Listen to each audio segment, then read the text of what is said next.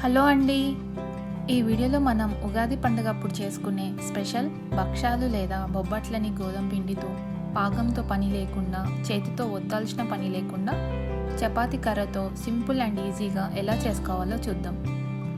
నేను చెప్పే ఈ ప్రాసెస్లో భక్షాలని ఓసారి ట్రై చేయండి, మీకు తప్పకుండా నచ్చుతాయి. ముందుగా మా ఛానల్ని సబ్స్క్రైబ్ చేసుకుని వాళ్ళు సబ్స్క్రైబ్ చేసుకొని బెల్ బటన్ని యాక్టివేట్ చేసుకోండి. ఇలా చేయడం వల్ల మా వీడియో నోటిఫికేషన్స్ మీకు వస్తాయి. బౌల్లో పచ్చి శనగపప్పు 1 కప్ తీసుకోవాలి. ఈ పప్పుని వాటర్తో ఓసారి కడగాలి.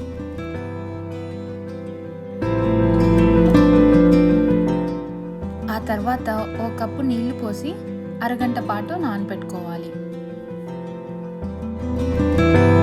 ఇప్పుడు బొబ్బట్ల పిండిని రెడీ చేసుకుందాం. ఒక బౌల్లో 2 కప్పుల గోధుమ పిండిని వేసుకోవాలి. ఈ గోధుమ పిండిలో 2 టీ స్పూన్ల నెయ్యిని వేసుకోవాలి. నెయ్యి ప్లేస్లో ఆయిల్ని కూడా వాడుకోవచ్చు. నెయ్యి వేసుకోవటం వల్ల భక్షాలు చాలా రుచిగా ఉంటాయి. అలాగే ఇందులో 1/2 టీ స్పూన్ ఉప్పు కూడా వేసుకొని నెయ్యి పిండిలో కలిసిపోయే వరకు బాగా కలుపుకోవాలి. ఇప్పుడు ఇందులో కొద్దిగా నీళ్ళని యాడ్ చేసుకుంటూ పిండిని గట్టిగా చేతితో ప్రెషర్ అప్లై చేస్తూ కలపాలి. ఇలా గట్టిగా కలుపుకుంటూ నీళ్ళని కొద్దిగా వేసుకుంటూ పిండిని 5 నుంచి 10 నిమిషాలు మెత్తగా కలపాలి. భక్షాల కోసం పిండి అనేది చపాతీ పిండిలా కాకుండా ఇంకొంచెం మెత్తగా ఉండేలాగా నీట్ చేసుకోవాలి. ఇలా పిండి అంతా కలుపుకున్నాక ఇందులో 1 టీ స్పూన్ దాకా నెయ్యిని వేసి మళ్ళీ ఇంకొక 2 నిమిషాలు నెయ్యి పిండిలోకి అబ్జర్బ్ అయ్యేంత వరకు కలుపుకోవాలి. పిండి ఎంత సాఫ్ట్గా ఉండాలంటే ఇలా వేలితో నొక్కితే సాఫ్ట్గా స్మూత్గా ఉండాలి. ఇలా కలుపుకున్న ఈ పిండి పైన మూత పెట్టి అరగంట పాటు పక్కన పెట్టుకోవాలి. మనం ముందుగా నానబెట్టుకున్న పప్పు ఉంది కదా, దాన్ని కుక్కర్ బౌల్లో నీళ్ళతో పాటు వేసుకొని ఇంకొక కప్ వాటర్ని కూడా యాడ్ చేసుకోవాలి. మనం పప్పుని నానబెట్టుకున్నప్పుడు 1 కప్ వాటర్ని వేసుకున్నాము, మళ్ళీ ఇప్పుడు ఇంకొక కప్ వాటర్ని యాడ్ చేసుకున్నాము. 1 కప్ పప్పుకి 2 కప్పుల నీళ్ళు అన్నమాట. కుక్కర్ బౌల్కి మూత పెట్టి విజిల్ కూడా పెట్టేసి మీడియం ఫ్లేమ్ పైన 3 నుంచి 4 విజిల్స్ వచ్చే వరకు ఉడికించాలి. ఆ తర్వాత నీళ్ళు లేకుండా ఇలా స్ట్రైనర్తో లేదా ఒక క్లాత్తో వడకట్టుకోవాలి. ఇలా నీళ్ళని వడకట్టుకున్నాక 15 నిమిషాలు పప్పులో ఉండే వాటర్ అంతా పోయే వరకు అలాగే ఉండనివ్వాలి. శనగపప్పుని మరీ మెత్తగా కాకుండా ఇలా 70 to 80% అయ్యే వరకు ఉడికించుకోవాలి. అంటే పప్పుని ఇలా వేలితో ప్రెస్ చేస్తే కాస్త పలుకు ఉండాలి. ఇప్పుడు ఈ పప్పుని మిక్సీ జార్లో వేసుకొని పొడి చేసుకోవాలి. పప్పుని మిక్సీ జార్లో వేసుకునే ముందు నీళ్లు అనేవి అస్సలు లేకుండా చూసుకోవాలి. లేదంటే మిక్సీ పట్టుకున్నాక ఇలా పొడిలాగా కాకుండా వాటరీగా జావలాగా అయిపోతుంది. మనం చేసుకునే ప్రాసెస్లో పప్పు వాటరీగా అయితే భక్షాలు సరిగా రావు.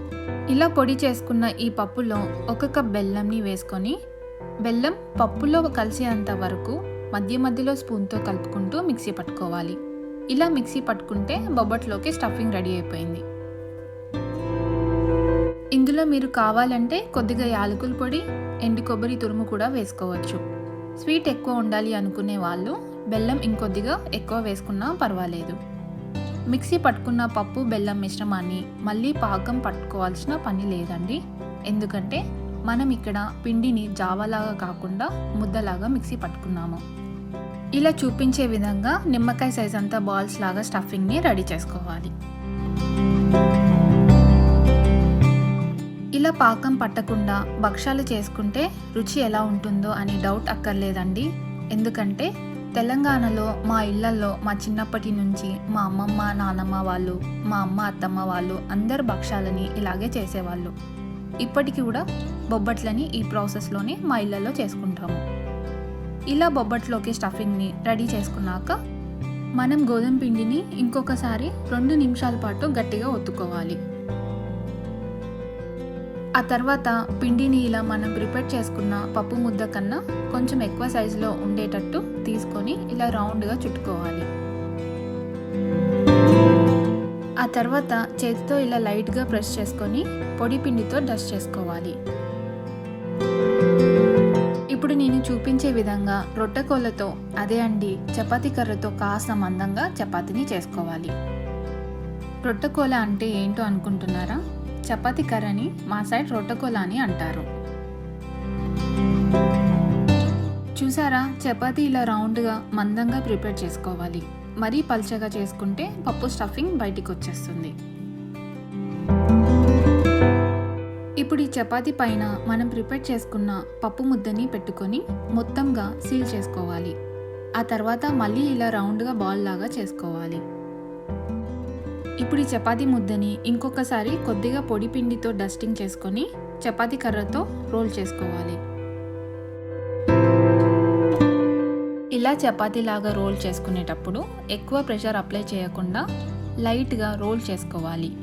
ఈ పిండి ముద్దని రోల్ చేసుకునేటప్పుడు ఒక సైడ్ రోల్ చేసుకున్నాక ఇంకొక సైడ్ తిప్పి రోల్ చేసుకుంటే బక్షా లేదా బొబ్బట్లు అనేది రౌండ్గా వస్తుంది.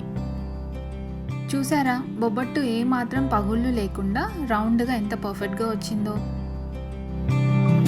ఇప్పుడు మిగతా పిండితో ఇలా బొబ్బట్లని రోల్ చేసుకోవాలి. ఈ బొబ్బట్లని ఒక్కో ప్లేస్లో ఒకలాగా అంటారు. కొన్ని ప్లేస్లలో బక్షాలని, ఇంకొక దగ్గర బొబ్బట్లని, పూర్ణం బొబ్బట్లని, ఒలిగలు అని అంటారు. మా సైడ్ అయితే ఊళ్ళల్లో అమ్మమ్మ నానమ్మ ఏజ్ వాళ్ళు బచ్చాలని కూడా అంటారు.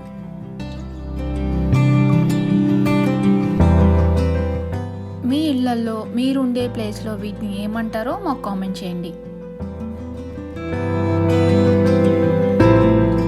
చూసారు కదా, ఇలా మనం ఎన్ని బక్షాలు కావాలంటే అన్ని చేతితో ఒత్తాల్సిన పని లేకుండా చాలా సింపుల్గా చేసుకోవచ్చు. ఇప్పుడు బొబ్బట్లని కాల్చుకోవడానికి స్టవ్ పైన ఒక ప్యాన్ పెట్టుకొని ఒక బొబ్బట్టుని వేసుకోవాలి.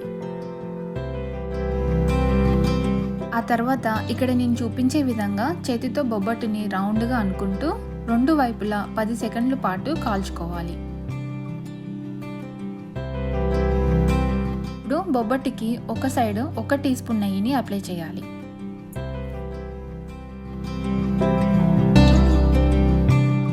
ఇలా చూపించే విధంగా నెయ్యిని మొత్తం స్ప్రెడ్ చేసి 30 సెకండ్స్ పాటు అలాగే ఉండనివ్వాలి.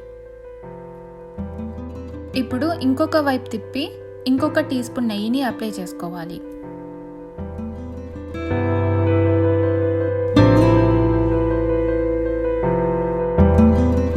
ఇలా నెయ్యిని అప్లై చేసుకున్నాక బొబ్బట్టుని తిప్పుకుంటూ రెండు వైపులా లైట్ బ్రౌన్ కలర్లోకి వచ్చేలాగా కాల్చుకోవాలి.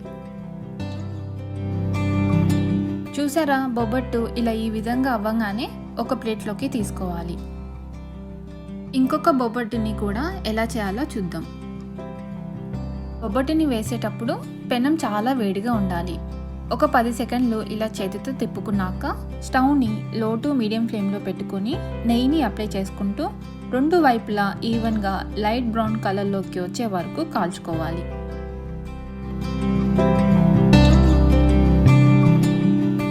చూసారా, బొబ్బట్లు లేదా బక్షాలని చేయటం ఎంత ఈజీనో. ఇలా ఈ ప్రాసెస్లో బొబ్బట్లని ట్రై చేయండి. తప్పకుండా రుచికరమైన బొబ్బట్లని అందరూ చేయగలుగుతారు. ఈ బొబ్బట్లన్నీ చేయడానికి మనం మైదా కాకుండా గోధుమ పిండిని, అలాగే చక్కెర కాకుండా బెల్లంని వాడాం కాబట్టి ఇవి హెల్తీ కూడా. ఇంకా పాకం పట్టాల్సిన పని లేదు. చేతితో బొబ్బట్లని ఒత్తుకోవాల్సిన పని లేకుండా సింపుల్ అండ్ ఈజీగా చేసుకోవచ్చు ఈ బక్షాలని. ఇవి ఫ్రిడ్జ్లో పెట్టుకుంటే 4 to 5 days నిల్వ ఉంటాయి.